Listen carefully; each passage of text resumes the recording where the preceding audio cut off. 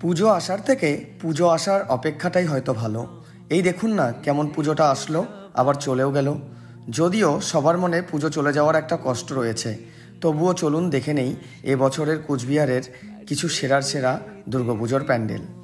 প্রথমেই আমরা চলে গেছিলাম কোচবিহার উত্তরণ সংঘে।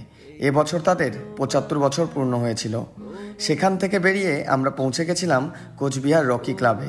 তাদের পুজোয় এবার ধরা দিয়েছে সবুজ প্রকৃতি। এই মণ্ডপটি হলো কোচবিহার বিনাপানি ক্লাবের। এনাদের প্রতিমাটির বিষয়ে কিন্তু আলাদা করে বলতেই হয়, অসাধারণ। এখন যে মণ্ডপটি দেখছেন সেটি হলো নেতাজি স্কোয়ারের পুজোর। তাদের থিমে ধরা দিয়েছে এক টুকরো রাজস্থান।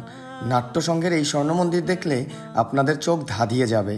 তাদের প্রতিমাটি ছিল বেশ অন্য রকমের। এবারের পুজোয় আলাদা করে তাক লাগিয়েছে ঘুঘুমারির এই পুজোটি। রাজস্থানের জৈন মন্দিরের আদলে তৈরি হয়েছে তাদের মণ্ডপ। শান্তিকুটির ক্লাবের এই মিরর ইফেক্ট প্যান্ডেলটিও দর্শনার্থীদের যথেষ্ট আকৃষ্ট করেছিল। তো এই বছর পুজোতে এটাই ছিল আমাদের ব্লগ। এখন শুধু একটাই কথা, আসছে বছর আবার হবে।